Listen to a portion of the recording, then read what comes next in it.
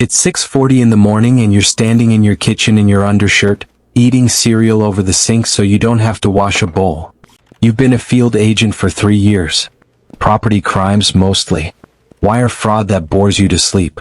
Your supervisor calls it building fundamentals. You call it wasted time. You are 31 years old and you believe the way young men believe things, that you are better than the system that employs you. You believe you can see guilt on a face before the evidence catches up to it. That morning you get a call. A double homicide. A man named in 3 separate witness statements as the shooter.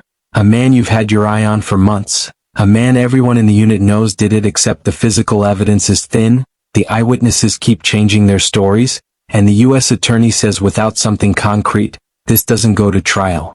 You drive to the evidence locker that afternoon with nothing planned. You are only looking, you tell yourself, only reviewing. You hold a shell casing in your gloved hand that was recovered 2 streets from the scene, unconnected, unremarkable, and you think about how easy it would be.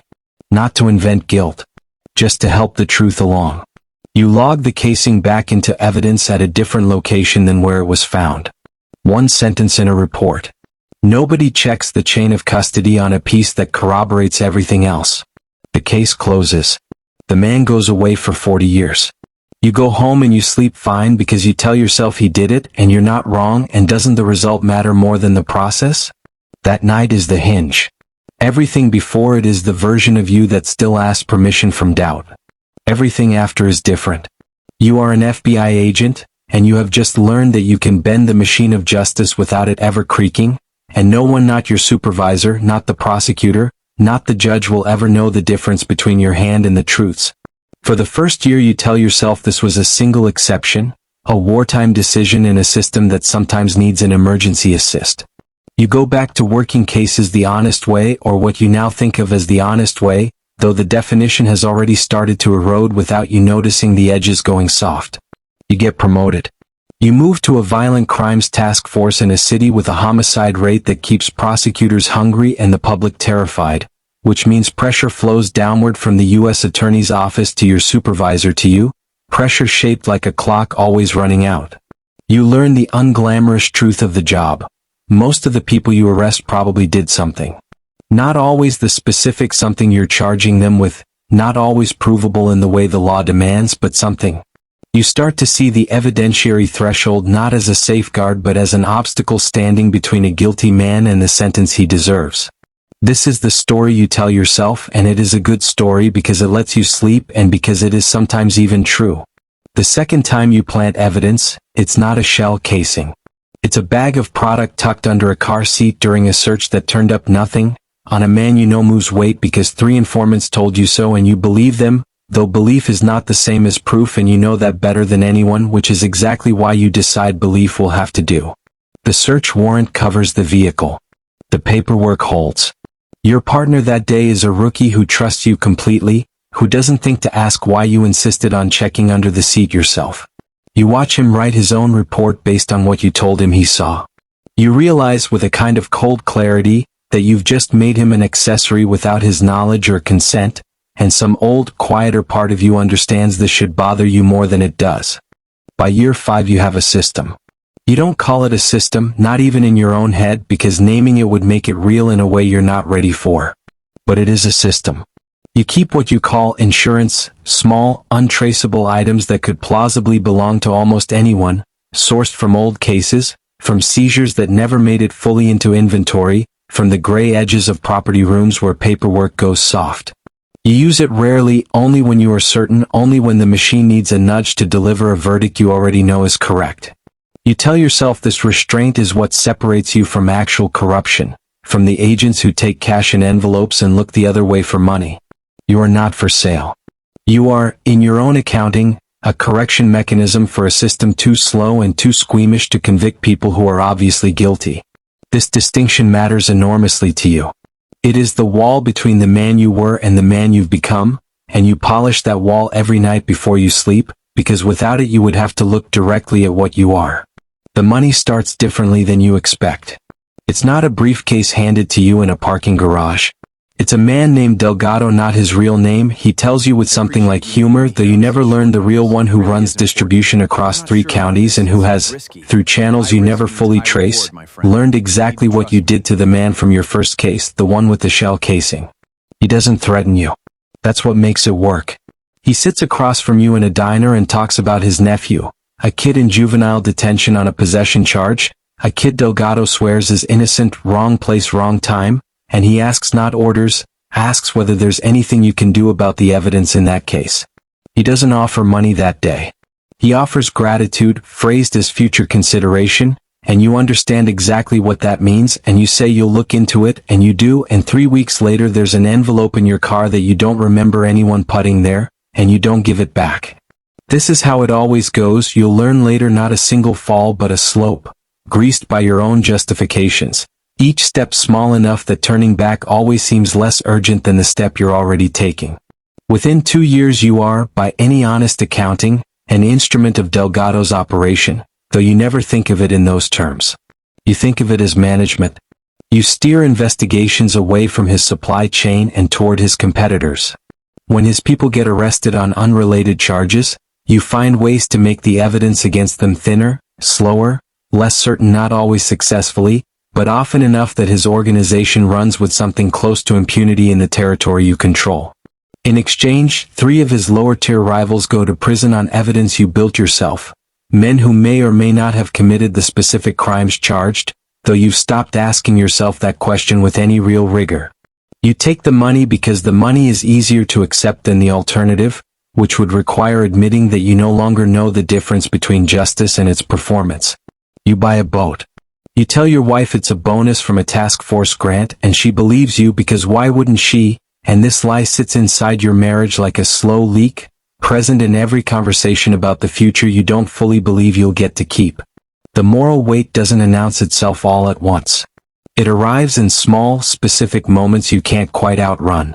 There's a night, for years in, when you're reviewing an old case file for an appeal and you find, buried in a supplemental report, a detail you'd forgotten, a timestamp that doesn't quite match the account you gave in your original statement, a small enough inconsistency that no one else will ever notice it, but you notice it, and for an hour you sit alone in your car in the parking garage beneath your building, and you let yourself feel, in full, the size of what you've done.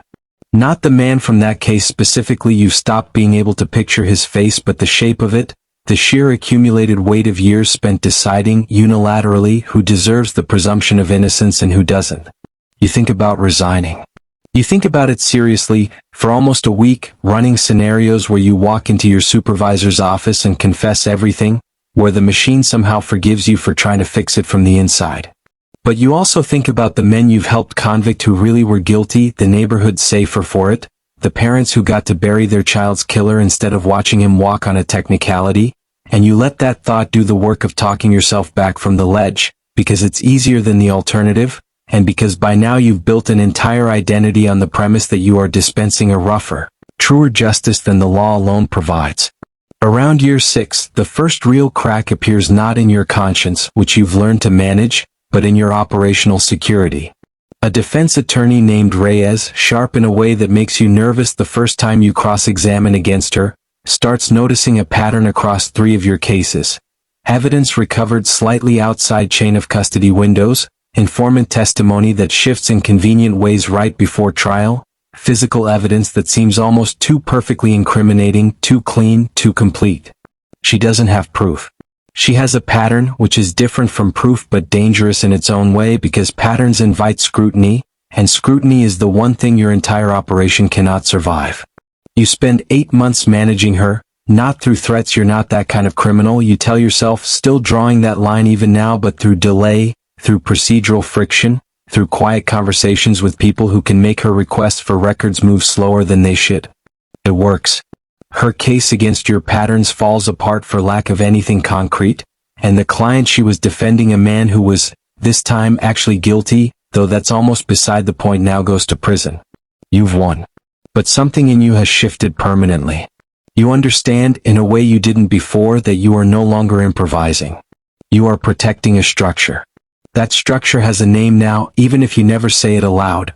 It is a criminal enterprise, and you are one of its architects, and you have crossed from a man who occasionally corrects the system's failures into a man who has built an entire shadow system of his own. The money keeps coming larger now, laundered through a consulting business your brother-in-law runs without fully understanding what he's laundering. You've stopped keeping precise track of how many cases carry your fingerprints in ways no fingerprint analysis would ever find. Somewhere past a dozen you lost the thread. Some of those men were guilty of exactly what you charged them with. Some were guilty of something, just not that.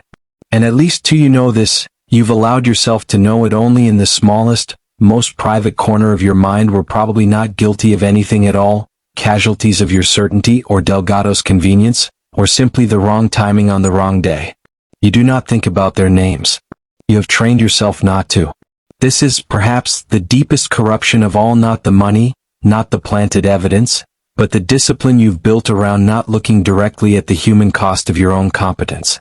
By year 8, you're a supervisor yourself, running your own squad, mentoring younger agents the way someone once should have mentored you, except what you teach them is a careful, deniable version of the truth. You teach them shortcuts you frame as instincts. You teach them which procedural corners can bend without breaking, which judges won't scrutinize a warrant too closely, which defense attorneys can be worn down rather than beaten outright. You watch one of them, a young woman named Ortiz who reminds you uncomfortably of yourself a decade ago, start to develop the same hunger for certainty that once undid your own restraint, and you feel something that isn't quite pride and isn't quite horror, sitting somewhere in the narrow space between them. You have become, without ever choosing the specific moment, exactly the kind of institutional rot you once believed only lesser men were capable of. And still, on the surface, you are commended. You close cases at a rate that makes you a candidate for further promotion. Your name appears in an internal newsletter, praised for a violent crime reduction initiative that traces, if anyone cared to trace it fully, directly back to Delgado's competitors going to prison one after another while his own operation expands into 2 new counties. The end, when it starts, doesn't come from Reyes or from your conscience, or from any dramatic reckoning you might have imagined in your darker nights. It comes from an internal audit, mundane and bureaucratic, triggered by a budget review that has nothing to do with you at all, a routine cross-check of evidence storage logs against arrest reports, looking for waste, not corruption. An analyst in a windowless office 3 states away notices a statistical anomaly in your unit's evidence recovery timestamps, a pattern too clean to be coincidence, though she doesn't yet know what it means. This is how it will end, you understand later, once the internal investigators start their quiet, methodical work, not with a confrontation, not with a gun drawn or a confession extracted, but with a spreadsheet, with numbers that don't add up the way honest numbers should.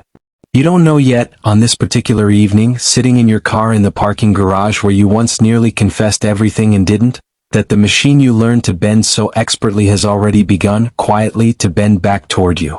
You only know that the weight in your chest hasn't lifted in years, that you buy a boat you rarely use and a house you can't quite enjoy, that you've stopped being able to look at case files without seeing, underneath every neat conclusion, the shape of your own hand. You tell yourself you'll stop soon. You've been telling yourself that for years. The badge still opens doors. The certainty still feels, most days, like the truest thing you own. But somewhere in the part of you that hasn't yet gone completely quiet, you understand that certainty was never the same as proof, that you traded one for the other so long ago you can no longer remember which agent you used to be, and that the ledger you've been building case by case, year by year, is not the kind that stays hidden forever.